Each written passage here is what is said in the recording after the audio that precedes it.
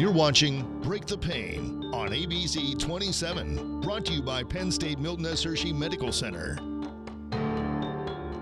Welcome back. A Cumberland County woman went from being very active to having a very difficult time walking. Her hip was to blame. 3 days a week, you'll find Ann Weibly at the gym. Push-ups, sit-ups. She does it all through TRX suspension training. I have been active forever, for as long as I can remember. My parents always encouraged me to be in activities. And there were many activities that began when Ann was young. We tried gymnastics, she kind of liked that, and then there was a short time of dance and ballet. That was not her thing either. I started swimming when I was 7 years old and turned into a fish. I never got out of the pool, swam the whole way up through high school. When Ann received an ROTC scholarship for college, she went from wearing goggles and swim caps to shorts and sneakers. The Army made me a runner. So I wasn't much of a runner until the Army, but the Army made me a runner, and now I've grown to love running, and I run all the time. Last month, Ann ran the Rock and Roll Half Marathon in Washington, D.C. 13 miles on her feet, something she could not have done a few years ago. I had started having hip pain probably 4 years ago, and it continued to get worse over those 4 years. As the pain got worse, Ann had a solution. I was like, I'll wait and see what happens. I'll do anti-inflammatories and rest. When she said rest, of course, as a mother, I said, yes, please rest and give it time to heal. So I did that for 2 months, and it wasn't getting any better. It actually got worse. I had to completely stop running. I couldn't run or ride my bike anymore. I wasn't hiking anymore. And it continued to get worse to the point where it was affecting my job also. And I do 12-hour shifts, so 2 hours into a 12-hour shift, I was limping, and I'd be limping for the next 10 hours.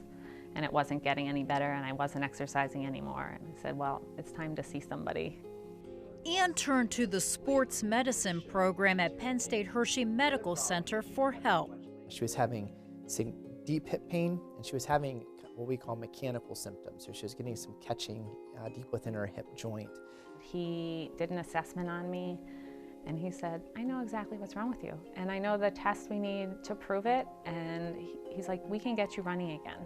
He's like, it's going to take a little bit, but we can get you running again. And that was the best thing to hear. Well, in Ann's case, she had a problem in her hip joint called impingement, and that was associated with some labral tears of her hip, which is a cartilage tear of the hip. The labrum is a small fiber cartilage substance that surrounds the socket joint called the acetabulum. This black triangle you see up here is the labrum, here and here. And you can see a little white line kind of going up through there. That's the tear in the labrum. In addition, one of the tendons that runs across the front of the hip, the iliopsoas tendon, seemed to be also contributing some to that locking and catching sensation. Initially, Ann tried physical therapy to correct the problem. It did help a little bit, but it didn't totally fix it. So it got to the point where they said it's time for the surgery. The plan was to do a hip arthroscopy.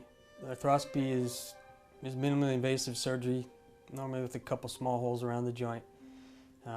One hole is used to visualize the inside of the joint. The other hole is used as a working hole to do things we need to do in the joint. She was just to the point that she was willing to try it, and she seemed to have very positive statements from the doctors that it would fix it.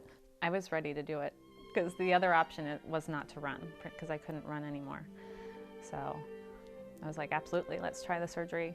I'm ready, because I wanted to get back to running as fast as I could. So surgery was scheduled. As we removed some of this labrum to make it smooth and take away all the rough edges and the loose parts that are kind of flopping around. And then we also cut through some of the iliopsoas tendon to make that tendon longer so that's not getting caught as it rubs over top of the labral area there. I woke up in the OR and looked at Dr. Lynch and went, how did it go? Did it go well? And he was like, yes. He was like, it went very well. After a few hours in the OR, Ann went home that same day. Now it was time to heal. The first couple days were really rough. She was in a lot more pain than I think than she anticipated. A week after surgery, Ann began physical therapy. And we work on normalizing gait, controlling her pain, restoring her hip range of motion, and then maximizing her strength of her pelvic muscles as well as her core. It was uncomfortable, but it wasn't the same kind of pain. It definitely was. Once they did the surgery, I haven't had that same kind of snapping pain again. Within a matter of weeks, Ann was active again. So they had me on a bike first, and I kept asking when I could get on the treadmill because the bike wasn't my favorite. Within 7 weeks, she went from having the surgery to where she was back to running. It felt so good to be running again. I loved it.